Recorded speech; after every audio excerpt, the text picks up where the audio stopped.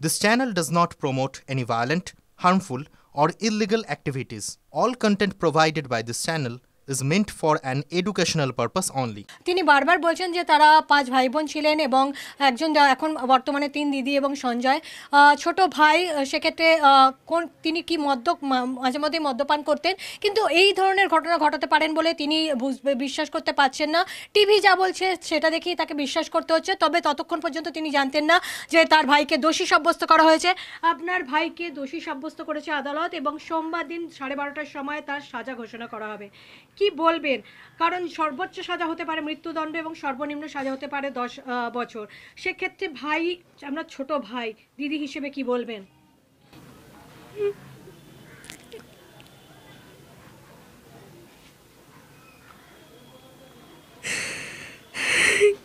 কিছু বলেন।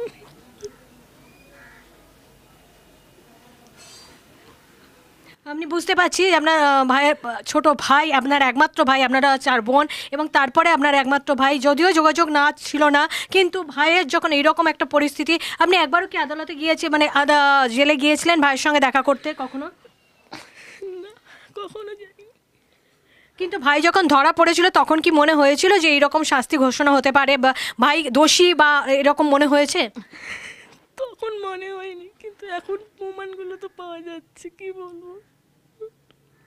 ভাই একাই কাজটা করতে পারে বলে মনে হয়েছে? কারণ ভাই আজকে একটা কথা বলেছে, আমি একা এই কাজটা করিনি, কারা করেছে বলতে পারে। এবং ভাই বলেছে তার গলায় একটা রুদ্রাক্ষের মালা ছিল, যদি ঘটনার সময় ধস্তাধস্তিতে সেটা ছিঁড়ে যেতে পারতো, সেটা কোথায় গেল? এটা নিয়ে কি বলবেন? ভাইয়ের গলায় কি রুদ্রাক্ষের মালা ছিল? জানি না, আমি তো ভাইয়ের সাথে কখনো কথাবার্তা বলিনি, দেখিও নি, এটা তো আমি জানা নেই আমার। কিন্তু ভাইয়ের যে সাজা ঘোষণা হবে, সাজা দোষী তো সাব্যস্ত হয়ে গেছে, এবারে কি ভাববেন? বাকি 2 দিদি রয়েছে, তাদের সাথে যোগাযোগ করবেন? আপনার মাকেও গেলাম, মা অসুস্থ, মা প্রায় মানসিকভাবে কোনো মানে স্থিতিশীল নয় বলতে গেলে। ভাইয়ের যদি সর্বোচ্চ সাজা হয় তাকে মৃত্যুদণ্ড? না, কিছু বলার নেই, আইন যা দেবে বলবে তাই মেনে নেবো। ভাইয়ের মধ্যে কোনো রকম অস্বাভাবিকতা ছোটবেলা থেকে ছিল? মদ্যপান করা, তার অনেকে পরিবার আশপাশে যারা বলেন যে একাধিক বিয়ে ছিল, মহিলাদের কটূক্তি করতেন। না, 2টো বিয়ে জানতাম আমি, মহিলাদের কটূক্তি আমি শুনিনি কখনো। মদ্যপান করতো এটা জানতাম। আজকে কি কোথাও গিয়ে খারাপ লাগছে যে দোষী সাব্যস্ত? যদি সর্বোচ্চ হয় তাহলে মৃত্যুদণ্ড, আর যদি সর্বনিম্ন 10 বছর?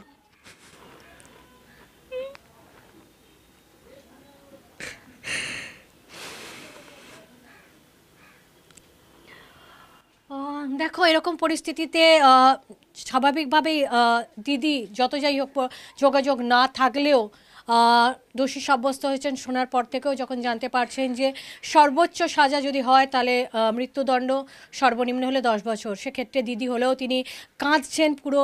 কারণ বাকি আর 2 দিদি তারাও ওইখানে থাকেন না, অন্যত্র থাকেন, যোগাযোগ নেই। মা মানসিকভাবে সুস্থ নন, মা মানসিকভাবে স্থিতিশীল নন, ফলে তিনি একা এখানে রয়েছেন এবং তিনি রীতিমতো কান্নায় ভেঙে পড়েছেন।